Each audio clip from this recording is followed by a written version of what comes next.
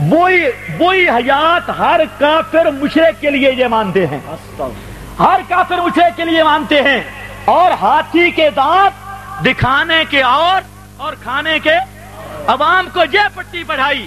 اب آپ دیکھیں جن کتابوں کا میں نے نام لیا، ان کتابوں میں صاف لکھا ہے کہ ہر کافر اپنی قبر میں زندہ، ہر مشرک اپنی قبر میں زندہ، اور اس کی بھی روح لوٹ کے آ گئی۔ توجہ ہے؟ پوری ذمہ داری سے بات کر رہا ہوں، جس کو شک ہو یہ کتابیں پڑھی ہیں اور انشاءاللہ ایک ایک عبارت میں دکھانے کا ذمہ دار ہوں۔ اگلی بات سنو، حیات النبی اب بیچارے پریشان ہو گئے، روح لوٹ کے آ گئی۔ اب اس کو 32 صفوں پہ بیان کیا۔ 32 صفحے دیکھنا تسکین الصدور کے، اس کے آگے تائید کرتا ہے۔ تو آج پتہ ہے نا زازان ہے، اور زازان کو مولانا حسین علی صاحب نے بھی شیعہ لے کے آئے ہیں، اور مولانا حسین علی صاحب کو حضرت صاحب پیر مانتے ہیں، مرشد مانتے ہیں۔ تو بہرحال اسے پتا تھا کہ یہ روایت تو قرآن کے بھی خلاف اور احادیث صحیحہ مشہورہ متواترہ کے بھی خلاف ہے، تو اب کہتا ہے کہ اس کی تائید میں پیش کرتا ہوں۔ وہ تائید کیا ہے؟ کہتا ہے تواد روحہ بین الجسد والاکفان۔ یہاں تو تھی نا تواد روحہ فی جسد ہی، اب وہاں سے سٹیپ بدل گیا۔ یہ تائید ہے کہ جسد اور کفن کے درمیان میں آتی ہے۔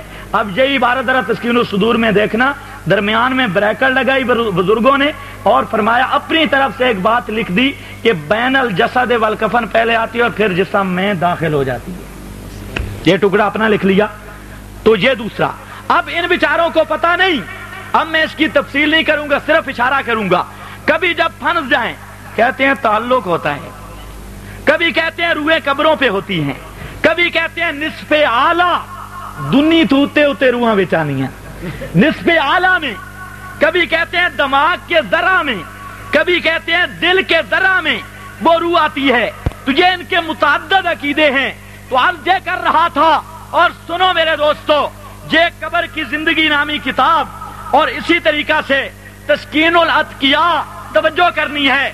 اب ان سے ایک قدم آگے بڑھے اور اس کے اندر عقیدہ لکھا نبی اللہ حی فی قبرہ و یسیر فی اقطار الارض حیث یشاء۔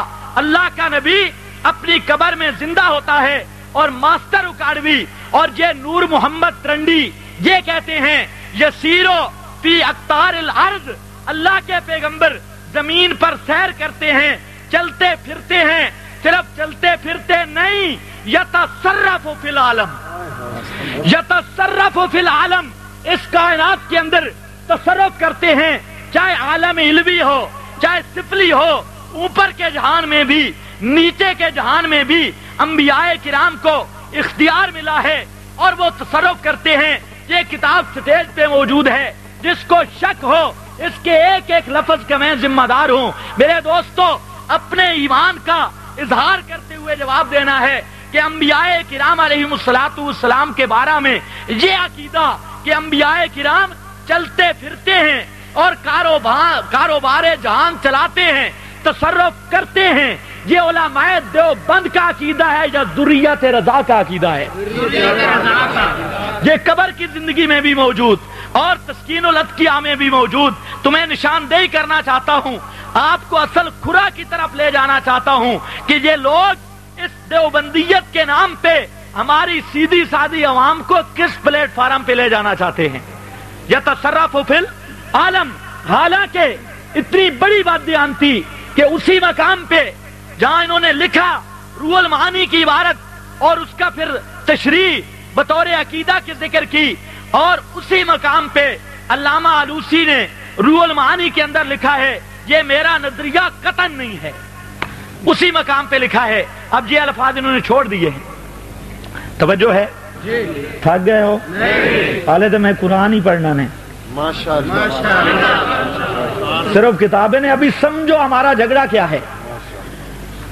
ہمارا عقیدہ صاف، جس پہ موت آ گئی، نفخہ ثانیہ سے پہلے، قیامت کے دن سے پہلے، عادتاً اس کی روح اس بدن انسری کے اندر لوٹ سکتی نہیں۔ اور ان کی 25 کتابیں بتاتی ہیں ہر کافر کی روح لوٹ آئی، ہر منافق کی روح لوٹ آئی، ہر کافر مشرک اپنی اسی قبر کے اندر اعادہ روح کے ساتھ زندہ ہوتا ہے اور روح لوٹ کے آتی ہے۔ اور یاد رکھنا یہ لوگ دھوکہ دیتے ہیں سماع النبی کے عنوان سے، ان کا عقیدہ ہے ابو جہل بھی قبر پہ سنتا ہے، ہر کافر منافق سنتا ہے، ہر ہندو سنتا ہے۔ یہی وجہ ہے نام لیتے ہیں اللہ کے مقرب نبیوں کا، اللہ کے معظم نبی اور مکرم ہستیوں کا، لوگوں کی آنکھوں میں دھول ڈالنے کے لیے، اور اپنا عقیدہ جب دلیل دیتے ہیں کہتے ہیں کلیب بدر والا نہیں سنا، کلیب بدر والوں نے نہیں سنا تھا۔ ایک کلیب بدر کون بھی آئی؟ 70 کافر۔ کتنے پہ ایسا؟ 70 جنہ جو ابو جال بھی آئی، وہ تو ایسی یا نہیں؟ تو پھر میرا دعویٰ ثابت ہوا یا نہیں؟ عقیدہ ہے ابو جال کے سوا کا، اور لوگوں کو دھوکہ دیا ہوا ہے۔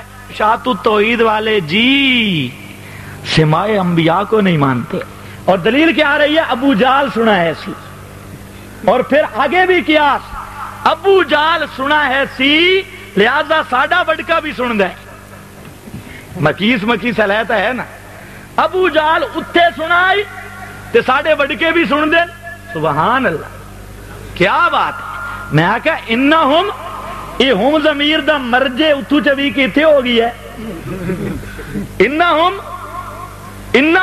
علماء جانتے ہیں، میں سخت بات انشاءاللہ نہیں کروں گا، آج یہ کر رہا ہوں۔ دوسرا مسئلہ کیا ہے؟ جو روح نکل گئی قیامت تک واپس اور بولو قیامت تک واپس، اور کوئی مردہ عادتاً قیامت تک دنیا والوں کا کوئی کلام نہیں سنتا، دنیا والوں کا کوئی کلام نہیں سنتا۔ اب انشاءاللہ عبارتیں بعد میں آئیں گی، اب ذرا توجہ کیجئے۔ میں اللہ تعالیٰ کی توفیق سے اللہ کے قرآن کو شروع کرنے لگا ہوں۔ هو اللہ الذی انزل الکتاب بالحق والمیزان، اس کا ذرا ترجمہ دیکھنا علامہ شبیر احمد عثمانی رحمت اللہ تعالی علیہ کا۔ حضرت شیخ الاسلام فرماتے ہیں کہ یہ قرآن ترازو بن کے آیا ہے۔ سبحان اللہ۔ هو الذی انزل الکتاب بالحق، اس لیے آج ہونا چاہیے اظہار حق۔ انزل الکتاب بالحق والمیزان، یہاں بات تفسیریہ ہے۔ اللہ فرماتے ہیں ہم نے اس قرآن کو حق کے ساتھ نازل کیا۔